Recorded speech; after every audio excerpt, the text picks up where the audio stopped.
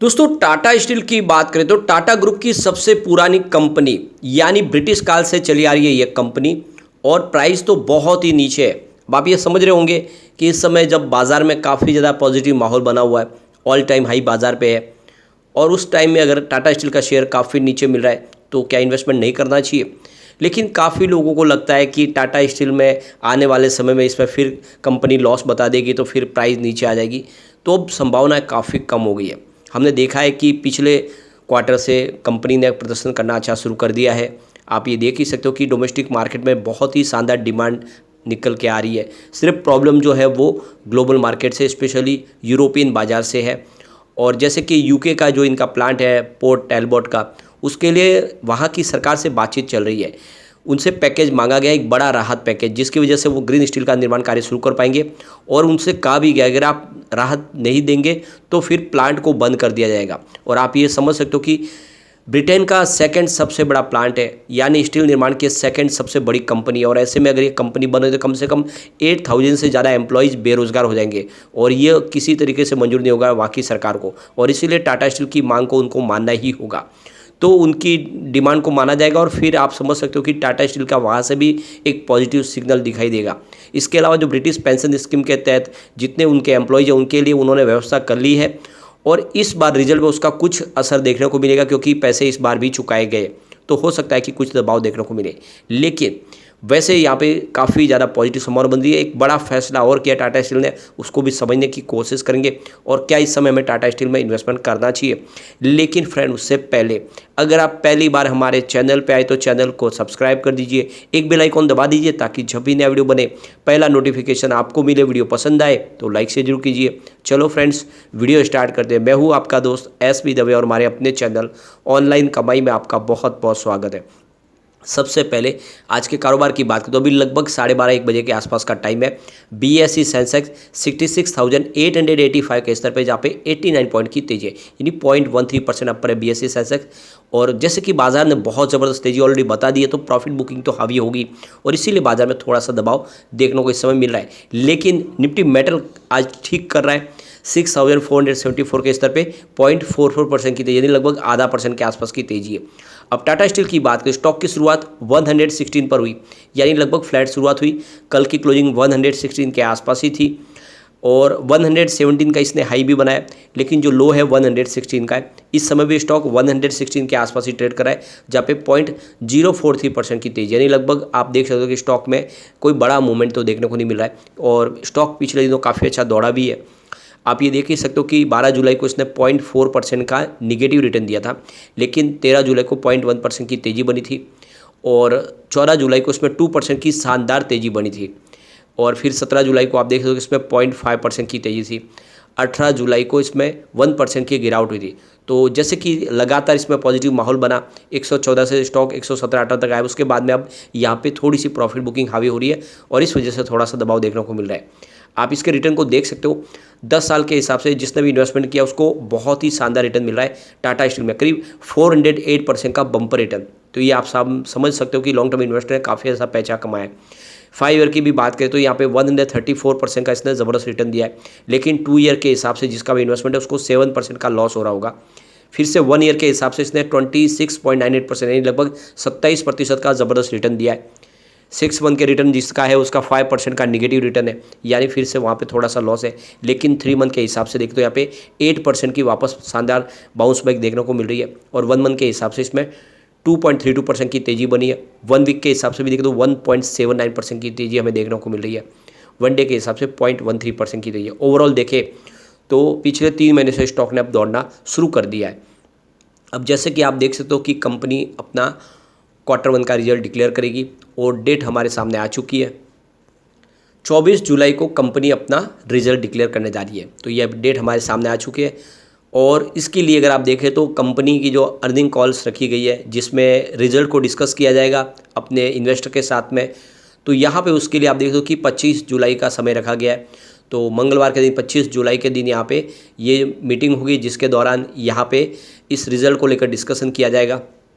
तो ये देख सकते हो कि डेट हमारे सामने आ चुकी है। अब रिजल्ट के अंदर क्या पॉजिटिव संभावना रह सकती है, तो अगर आप देखें तो मार्च 2022 में 69,324 करोड़ रुपीज़ का ज़बरदस्त रिवेन्यू था, लेकिन जून में ये रिवेन्यू गिर के 63,430 करोड़ रुपीज़ तक आ गया, यानी रिवेन्यू में गिरावट हुई। और सितंबर में इसमें और भारी गिरावट हुई, 59,878 करोड़ तक आ गया। और दिसंबर आते आते ये रिवेन्यू 57,084 करोड़ रुपये तक आ गया, यानी लगातार गिरावट हुई काफ़ी बड़ी। लेकिन मार्च 2023 में एक अच्छा बाउंस बैक देखने को मिला और रिवेन्यू बढ़ के फिर से 62,962 करोड़ रुपये तक पहुंच गया, यानी पिछले 2 क्वार्टर के मुकाबले इस बार रिवेन्यू हमने बेहतर देखा है। प्रॉफिट की बात करें तो मार्च 2022 में 9,756 करोड़ रुपये का प्रॉफिट था, जून में प्रॉफिट घट के 7,765 करोड़ रुपये तक आ गया और सितंबर में मात्र 1,514 करोड़ रुपये के आसपास प्रॉफिट रह गया। लेकिन दिसंबर में कंपनी को 2,224 करोड़ रुपये का ज़बरदस्त लॉस हुआ, लेकिन मार्च में आप देख सकते हो कि फिर से 1,705 करोड़ रुपये का प्रॉफिट हुआ। तो पिछले 2 क्वार्टर के मुकाबले प्रॉफिट बेहतर है, यानी आंकड़े सुधरना शुरू हो चुका है और इस बार रिजल्ट उससे बेहतर रहने की पूरी उम्मीद है। तो फिर एक तेज़ी का दौर भी शुरू होगा। पिछले एक सप्ताह के इसके पेयर कंपनी से तुलना करें तो टाटा स्टील ने 1.83% की तेजी बताई, जबकि जेएसडब्ल्यू स्टील में देखें तो 1.41% की गिरावट हुई है। जिंदाल स्टील ने इसमें 3% की तेजी बताई। तो 1 वीक के हिसाब से यहाँ पे फिलहाल आपको जिंदाल स्टील का रिटर्न अच्छा दिखाई देगा और जेएसडब्ल्यू स्टील ने काफ़ी निगेटिव रिटर्न दिया है। अगर हम 1 मंथ की भी बात करें तो यहाँ पे देख सकते हो कि टाटा स्टील ने 2.37% की तेजी बताई है, जबकि जेएसडब्ल्यू स्टील में 2.94% की तेजी थी। जिंदाल स्टील ने 11% की तेजी बताई। तो जिंदाल स्टील काफ़ी अच्छा दौड़ा टाटा स्टील के मुकाबले। यहाँ पे अगर हम 3 महीने की भी बात करें तो टाटा स्टील का 8% का पॉजिटिव रिटर्न है, जेएसडब्ल्यू स्टील का 9.96% का पॉजिटिव रिटर्न है और जिंदाल स्टील का करीब 10% का पॉजिटिव रिटर्न है। तो कुल मिला के अगर आप देखें तो टाटा स्टील का थोड़ा सा रिटर्न इसमें कम दिखाई देगा और इसके पीछे वजह भी है। टाटा स्टील यानी एक बहुत ही ज़बरदस्त हैवी वॉल्यूम में ट्रेड करने वाला स्टॉक है और ऐसे में उसकी प्राइस को बहुत तेज़ी से ऊपर नीचे करना बड़ा मुश्किल हो जाता है। अब यहाँ पर जो सबसे बड़ी बात निकल के आ रही है, टाटा स्टील आने वाले समय में नए सेक्टर में एंटर करने की कोशिश करी और वो है लिथियम।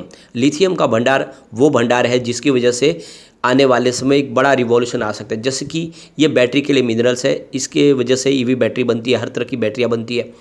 तो ये लिथियम का भंडार खोजने की कोशिश कर रही है टाटा स्टील। तो टाटा स्टील की जो नेचुरल रिसोर्स डिवीज़न है वो खोज करने जा रही है इस लिथियम की, जो बैटरी के लिए जो मिनरल्स है, अगर ये मिल जाता है, इसका भंडार अगर टाटा स्टील को मिलता है तो टाटा स्टील के लिए पूरा गेम चेंजर साबित होगा और टाटा स्टील के अंदर एक ज़बरदस्त तेज़ी का दौर भी शुरू हो जाएगा। वैसे टाटा स्टील के ग्रुप की तरफ से टाटा ग्रुप ने करीब 13,000 करोड़ का एक बड़ा इन्वेस्टमेंट की अनाउंसमेंट किया और गुजरात में लिथियम आयन बैटरी का फैक्ट्री लगाई जाएगी और इसके लिए लिथियम की ज़रूरत पड़ेगी। अभी फ़िलहाल इंडिया में लिथियम कहीं पे नहीं मिला, इसको इंपोर्ट किया जाता है। जम्मू कश्मीर में एक बड़ा जखीरा जरूर मिला है, लेकिन अभी भी उसकी खोज शुरू नहीं की गई है। तो ऐसे में अगर टाटा स्टील इसमें कामयाब हो जाता है तो आने वाले समय टाटा स्टील में एक ज़बरदस्त तेज़ी का दौर शुरू हो सकता है और ये जो लिथियम का भंडार, ये टाटा स्टील के लिए एक तरह से वरदान साबित हो सकता है। तो कुल मिला के टाटा स्टील बहुत सारे फैसले एक साथ कर रहे हैं। वो अपने ग्रीन स्टील के निर्माण के लिए भी बहुत तेज़ी से आगे बढ़ रहे हैं और इसके लिए लगातार देखें तो बहुत सारी कंपनियों के साथ में बिजनेस टाइप कर चुके हैं और आने वाले समय अपनी सबसे जो बड़ी महत्वाकांक्षी योजना वो है मर्जर की। इनकी जो 6 सब्सिडीज कंपनी उनका मर्जर हो जाएगा टाटा स्टील में और इसके में साइज़ बढ़ जाएगी, बिजनेस बढ़ जाएगा और जल्द ही यानी महीने 2 महीने के अंदर ये मर्जर की संभावना भी पूरी हो जाएगी। ऐसे में टाटा स्टील में शानदार तेज़ी का दौर शुरू होगा। यहाँ पे कुछ बड़े म्यूचुअल फंड ने जम के खरीदारी की। आप देख सकते हो कि Aditya Birla SL flexi cap ने यहाँ पे 481 करोड़ का इन्वेस्टमेंट किया है। मंथ ऑन मंथ बेसिस पे उनकी कोई भी चेंजेस देखने को आपको नहीं मिलेगी। मीरे एसेट इमर्जिंग ब्लू चिप ने यहाँ पे 398 करोड़ का इन्वेस्टमेंट किया हुआ है और 2.3% की ये उनकी ईयर ऑन बेसिस पे यहाँ पे आपको गिरावट देखने को मिलेगी, यानी उनकी होल्डिंग कम हुई है। एसबीआई बैलेंस एडवांटेज फंड की बात करें, उन्होंने 363 करोड़ का इन्वेस्टमेंट किया है और इन्होंने अपनी होल्डिंग में कोई बदलाव नहीं किया है। कोटक इक्विटी ऑर्बिटेज की बात करें तो उनका 353 करोड़ का बड़ा इन्वेस्टमेंट है और 5.85% की उन्होंने मंथ ऑन मंथ बेसिस पे अपनी होल्डिंग को बढ़ा दिया है। कैनरा रेबेको इक्विटी हाइब्रिड की बात करें तो 81.76 करोड़ का इन्वेस्टमेंट है और यहाँ पे कोई भी होल्डिंग में बदलाव नहीं हुआ है।